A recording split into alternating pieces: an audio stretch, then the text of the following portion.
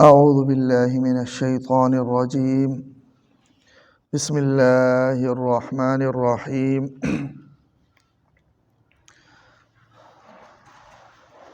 الم تر الی الذین خرجوا من دیارہم وهم الوف حذر الموت فقال لهم اللہ موتوا ثم احیاهم ان اللہ لذو فضل علی الناس ولکن اکثر الناس لا یشکرون۔ الم ترى، کیا آپ نے نہیں دیکھا، الی الذین، ان لوگوں کو، خرجوا من دیارہم، جو اپنے گھروں سے نکلے، وہم الوف، جبکہ وہ ہزاروں میں تھے، حذر الموت، موت کی ڈر سے۔ کیا آپ نے نہیں دیکھا ان لوگوں کو جو اپنے گھروں سے نکلے موت کے ڈر سے، اس حال میں کہ وہ ہزاروں میں تھے۔ فقال لهم اللہ، تو اللہ نے انہیں کہا، موتوا، تم سب مر جاؤ۔ ثم احیاہم، پھر اللہ نے انہیں زندہ کر دیا۔ ان اللہ لذو فضل علی الناس، یقیناً اللہ تبارک و تعالی لوگوں پر بڑے فضل والے ہیں۔ ولیکن اکثر الناس لا یشکرون، لیکن اکثر لوگ شکر ادا نہیں کرتے۔ ان آیات سے اللہ تبارک و تعالی نے دراصل جہاد کی تعلیم اور ترغیب دی ہے، اور جہاد میں چونکہ انسان کو اپنی جان کی بھی قربانی دینی پڑتی ہے اور اپنے مال کی بھی قربانی دینی پڑتی ہے، مال بھی لگانا پڑتا ہے اور جان بھی لگانی پڑتی ہے۔ تو لوگوں کے دلوں میں یہ بات آ سکتی ہے کہ جہاد کے لیے ہم جائیں گے تو ہمیں موت آ جائے گی، ہم مر جائیں گے، اور عموماً لوگ یہ سمجھتے بھی ہیں کہ اگر ہم جنگ کے لیے جائیں گے تو ہم مریں گے، جنگ میں نہیں جائیں گے تو نہیں مریں گے، بچ جائیں گے۔ تو اللہ تبارک و تعالی نے اس آیت میں ایک واقعہ بیان کر دیا، ایک قوم کا کہ جو ہزاروں میں تھے اور وہ موت کے ڈر سے بھاگ گئے، تو اللہ نے انہیں موت دے دی، ان کو مار دیا اور پھر زندہ کر دیا۔ ان کو مار دیا دنیا کو یہ دکھانے کے لیے کہ موت کے ڈر سے اگر کوئی بھاگتا ہے اور یہ سمجھتا ہے کہ بھاگ کر میں موت سے بچ جاؤں گا، تو یہ اس کی خام خیالی ہے۔ موت تو اس کو آنی ہی ہے، وہ اس کا جو وقت مقرر ہے اس مقرر وقت پر اس کو موت آنی ہے۔ تو یہ لوگ کون تھے، اس حوالے سے قرآن مجید میں کوئی ذکر نہیں ہے کہ یہ کون تھے، صرف یہ بتایا گیا ہے کہ ہزاروں میں تھے۔ الوف یہ جمع ہے، اور عربی میں جمع کا اطلاق 10 تک کا ہوتا ہے، 3 سے لے کر 10 تک۔ تو زیادہ سے زیادہ اگر دیکھ لیا جائے اس الوف کے لفظ سے تو یہ 10,000 افراد ہوں گے، اس سے زیادہ نہیں ہوں گے۔ تو موت کے ڈر سے یہ بھاگے ہیں، کہاں سے بھاگے ہیں اس کا بھی کوئی ذکر نہیں ہے۔ پھر اللہ نے انہیں کہا کہ تم مر جاؤ، کیسے کہا، یا حکم دے دیا یا کسی فرشتے کے ذریعے سے انہیں مار دیا، پھر انہیں زندہ کر دیا۔ کیونکہ قرآن کوئی تاریخ کی کتاب نہیں ہے، اگر سابقہ اقوام کے حالات قرآن میں بیان ہوئے ہیں تو اتنے حد تک جتنے حد تک اس سے کوئی مخاطبین کو، مسلمانوں کو کوئی سبق مل جائے، کوئی بات بتانی ہو، تو اتنے حد تک اس کا تذکرہ ہے۔ بنی اسرائیل کی تاریخ میں بھی کچھ نہیں بتاتے، بنی اسرائیل کا کوئی واقعہ اس میں؟ جی میں اس کی طرف آ رہا ہوں۔ قرآن میں تو اس کی کوئی تصریح نہیں ہے، لیکن ایسی روایات موجود ہیں کہ جس سے یہ ثابت ہوتا ہے کہ یہ واقعہ بنی اسرائیل کا ہے، اور جس وقت یہ آیت نازل ہوئی لگتا ایسا ہے کہ یہ واقعہ وہاں معروف تھا، کیونکہ جو اللہ نے فرمایا نا علم ترا، کیا تو نے نہیں دیکھا؟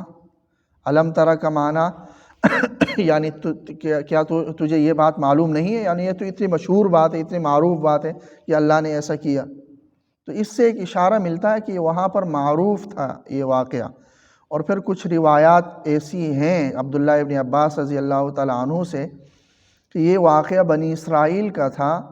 کس نبی کے دور کا تھا یہ تو اس روایت میں نہیں ہے، لیکن یہ ہے کہ یہ واقعہ بنی اسرائیل کا تھا. جہاں وہ قوم رہ رہی تھی تقریباً 10,000 کے قریب، وہاں ایک طاعون پھیل گیا، ایک بیماری پھیل گئی. بچنے کے لیے وہ وہاں سے نکلے اور کہیں دور جا کر دو پہاڑوں کے درمیان ایک وسیع میدان میں انہوں نے ڈیرہ ڈال دیا اور وہاں پر آباد ہو گئے. جب وہاں پہنچے تو اللہ تعالیٰ نے 2 فرشتوں کو بھیجا اور وہ دونوں میدان کے دونوں سروں پر کھڑے ہو گئے اور ایسی کوئی آواز دی کہ وہ آواز سن کر یہ سارے مر گئے، سارے کے سارے مر گئے.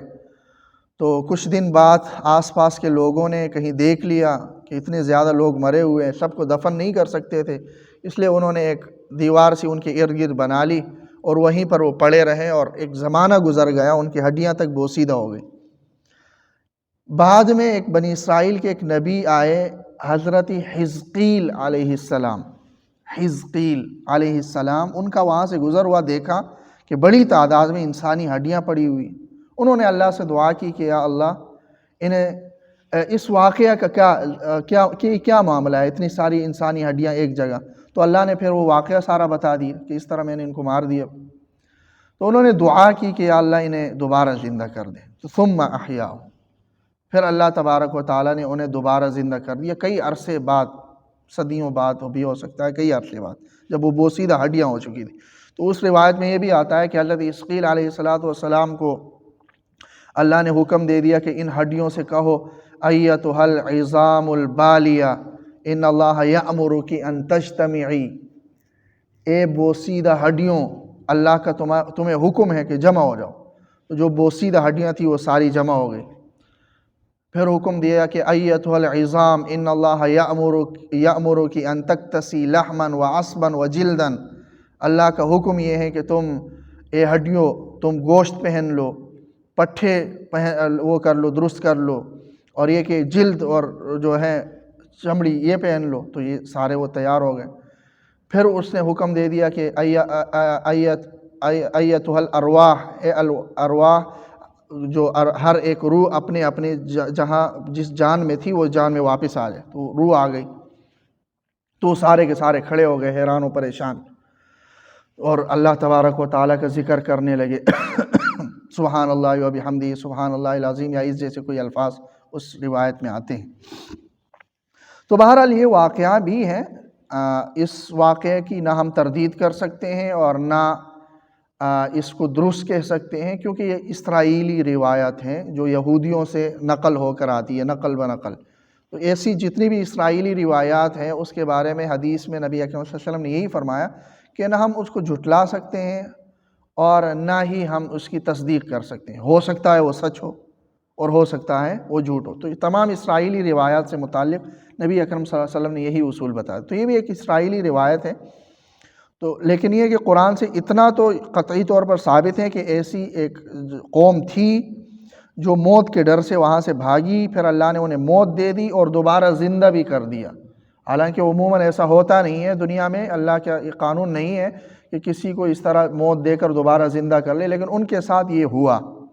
اور اس اسرائیلی روایت سے یہ ثابت ہوتا ہے کہ یہ بنی اسرائیل کا واقعہ تھا اور ان کے ساتھ یہ ہوا تھا. بہرحال ثابت اللہ تبارک و تعالیٰ اس سے یہ کرنا چاہتے ہیں کہ آگے جو اللہ نے جہاد کا حکم دیا ہے اگلی آیت میں کہ وقاتلوا فی سبیل، تو کوئی یہ نہ سمجھے کہ جہاد میں جاؤں گا تو میں مر جاؤں گا، میری زندگی کا اختتام ہو جائے گا. کیونکہ زندگی کا اختتام ایک مقررہ وقت پر ہونا ہے. حضرت خالد بن ولید رضی اللہ تعالیٰ ساری زندگی انہوں نے جنگوں میں گزاری. جب سے مسلمان ہوئے، اسلام سے پہلے بھی غزوہ احد کا واقعہ ہم سب کے سامنے ہے کہ غزوہ احد میں مسلمانوں کی فتح کو شکست میں بدلنے والے حضرت خالد بن ولید رضی اللہ تعالیٰ عنہ ہی تھے.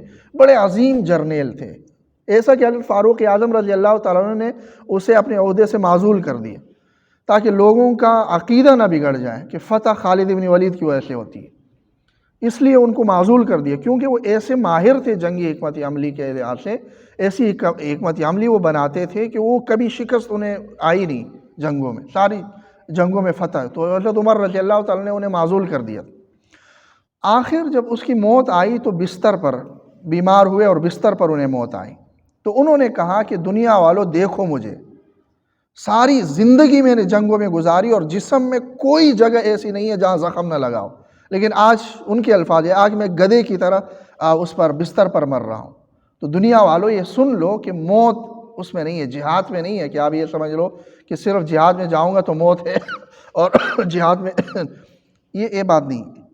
تو بہرحال مسلمان ہونے کے اعتبار سے، مسلمان ہونے کے لحاظ سے ہمارا بھی یہی عقیدہ ہے کہ موت کا ایک وقت مقرر ہے اور اس وقت مقررہ پر موت آنی ہی آنی ہے۔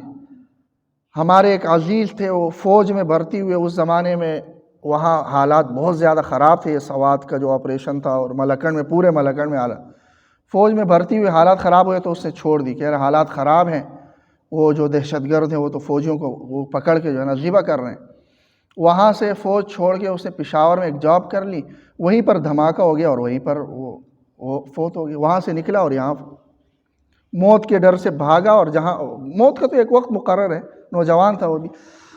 تو بہرحال ایسا نہیں ہے، یہ ایک نظریہ ہمارا ہونا چاہیے کہ موت کا ایک وقت مقرر ہے، اسی کو اس آیت کے اندر بیان کیا گیا ہے۔ اور اس آیت سے کچھ یہ مسئلہ بھی اس آیت سے ثابت ہوتا ہے کہ اگر کہیں پر ایسی کوئی بیماری عام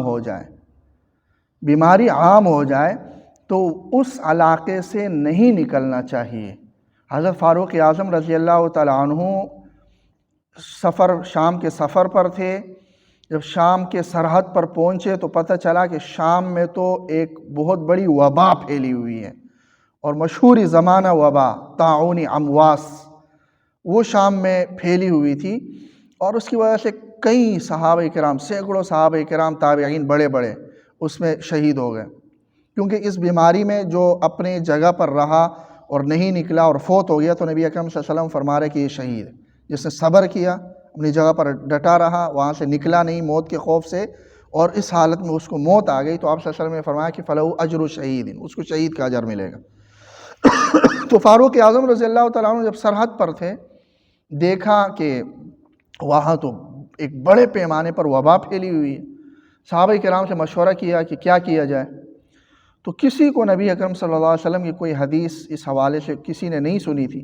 بالآخر یہ ہوا کہ حضرت عبد الرحمن ابن عوف رضی اللہ تعالیٰ عنہ نے فرمایا کہ میں نے نبی اکرم صلی اللہ علیہ وسلم سے اس حوالے سے حدیث سنی، اور وہ حدیث انہوں نے بیان کر لی، جس میں یہی تھا کہ آپ صلی اللہ علیہ وسلم نے فرمایا کہ ایسی وبا کہیں پر آ جائے تو جہاں پر وبا آئی ہے وہاں کے لوگ وہاں سے نہ نکلیں، اور باہر کے لوگ وہاں جائیں نہ، وہاں کے لوگ وہیں پر رہیں، وہاں سے نکلے نہ، اور باہر کے لوگ وہاں نہ جائیں۔ یہ تعلیم نبی اکرم صلی اللہ علیہ وسلم نے دی ہے۔ تو حضرت فاروق اعظم رضی اللہ تعالیٰ نے جب یہ سنا تو انہوں نے شام میں داخل ہونے سے انکار کر دیا اور واپس ہو گئے۔ تو شام کے ہی گورنر حضرت ابو عبیدہ بن الجراح رضی اللہ تعالیٰ عنہ، بہت بڑے صحابی، امین الامہ، انہوں نے کہا کہ اے امیر المومنین، کیا آپ اللہ کی تقدیر سے بھاگ رہے ہیں؟ موت تو آنی ہے، تو کیا آپ اللہ کی تقدیر سے بھاگ رہے ہیں؟ حضرت عمر فاروق رضی اللہ تعالیٰ نے فرمایا نعم نفر من قدر اللہ الی قدر اللہ، ہاں ہم اللہ کی تقدیر سے اللہ کی تقدیر کی طرف ہی بھاگ رہے ہیں۔ یعنی مقصد یہ تھا کہ جان کی حفاظت کا حکم بھی اللہ نے دیا ہے، وَلَا تُلْقُوا بِأَيْدِيكُمْ إِلَى التَّهْلُكَةِ، اپنے آپ کو ہلاکت میں نہ ڈالو۔ جان کی حفاظت، اسی لیے آپ جنگ میں جائیں گے تو اللہ نے یہ نہیں کہا کہ جنگ میں جاؤ تو کوئی تیاری کیے بغیر جاؤ، نہیں، پوری تیاری کر لو، پوری تیاری، اسباب اختیار کر لو، جتنی تیاری ہو سکتی ہے تم سے۔ وَأَعِدُّوا لَهُم مَّا اسْتَطَعْتُم مِّن قُوَّةٍ، کہ کفار کے مقابلے کے لیے جتنی قوت تم جمع کر سکتے ہو جمع کر لو، سائنس، ٹیکنالوجی، ہر قسم کی قوت جو جدید وہ ہیں وہ ساری کی ساری تم تیار کر کے رکھو، اور پھر لیکن بھروسہ اور توکل اللہ پر کر لو۔ توکل کا جو مفہوم ہم نے سمجھا ہوا ہے کہ کوئی اسباب ہم اختیار نہیں کریں گے، اللہ دینے والا ہے، اللہ فتح دینے والا ہے، یہ توکل کا معنی نہیں ہے۔ توکل میں یہ شامل ہے کہ سارے اسباب آپ نے اختیار کیے ہیں، امتحان کی پوری آپ نے تیاری کی ہے، جنگ کی پوری آپ نے تیاری کی ہے، پھر اللہ کے سپرد کرنا نتیجہ، یہ دراصل توکل ہے۔ جس توکل کا ہم سمجھے ہوئے ہیں وہ توکل نہیں ہے۔ تو بہرحال قرآن اور سنت کا یہی حکم تھا، تو حضرت فاروق اعظم رضی اللہ تعالیٰ نے یہی کہا کہ ہم اللہ کی تقدیر سے اللہ کی، اور پھر یہ کہ جو نبی اکرم صلی اللہ علیہ وسلم نے یہ فرمایا کہ جو وہاں رہنے والے ہیں وہ وہی رہیں، وہاں سے نہ نکلے، اور جو باہر کے ہیں وہ اس کے نہ جائیں، تاکہ شیطان انسان کے، مسلمان کے عقائد پر کہیں حملہ آور نہ ہو۔ ایسا نہ ہو کہ کوئی شخص ہے وہاں اندر چلا جائے اور اس کا وہ اجل آ گیا ہو اور اس کی موت کا وقت مقرر ہوا ہو اور اس بیماری کا شکار ہو کر وہ مر جائے، تو لوگ پھر یہی کہیں کہ ہاں اس بیماری کی وجہ سے یہ مر گیا، یا یہ کہ وہاں کے لوگ اگر نکلیں گے وہاں سے تو یہ بھی ایک تو یہ ہے کہ موت کے خوف سے نکلنا، یہ سمجھنا کہ اس میں موت ہے اور میں یہاں رہوں گا تو میں موت کا شکار ہو جاؤں گا، یہ عقیدہ ہی غلط ہے۔ اور پھر وہاں سے نکلیں گے تو جتنے لوگ ایسے ہیں جو صاحب استطاعت ہے، جو سفر کر سکتے ہیں، وہ تو نکل جائیں گے، جو سفر نہیں کر سکتے وہ تو اس خوف میں ویسے ہی وہ مر جائیں گے، ان کو تو کوئی دفنانے والا ہی نہیں ملے گا اور سارا نظام ہی درہم برہم ہو جائے گا وہاں کا۔ تو اس لیے نبی اکرم صلی اللہ علیہ وسلم کے اس قول میں بھی بڑی حکمتیں ہیں، تو جو جہاں پر آئی ہیں وہ وہیں پر رہیں، صبر اور استقامت کے ساتھ رہیں۔ اگر اس وبا کا شکار ہو کر وہ فوت ہو جاتا ہے تو شہید ہے، وہاں سے موت کے ڈر سے نہیں نکلے۔ ہاں اگر کسی اور کام سے وہ نکل رہا ہے تو نکل لے، یا کوئی وہاں کسی اور کام سے جا رہا ہے، ویسے جانا تھا جا رہا ہے تو جائے، لیکن اس نیت سے نہ جائیں کہ میں یہاں سے جو ہے نا وہ۔ تو بہرحال موت کے ڈر سے وہ لوگ نکلے تھے، اللہ نے فرمایا کہ تم مر جاؤ، ثم احیاہم، پھر انہیں زندہ کر لیا۔ ان اللہ لذو فضل علی الناس، بے شک اللہ تبارک و تعالی لوگوں پر بڑے فضل کرنے والے ہیں، ولکن اکثر الناس لا یشکرون، لیکن اکثر لوگ شکر ادا نہیں کرتے۔ اللہ تعالیٰ عمل کی توفیق۔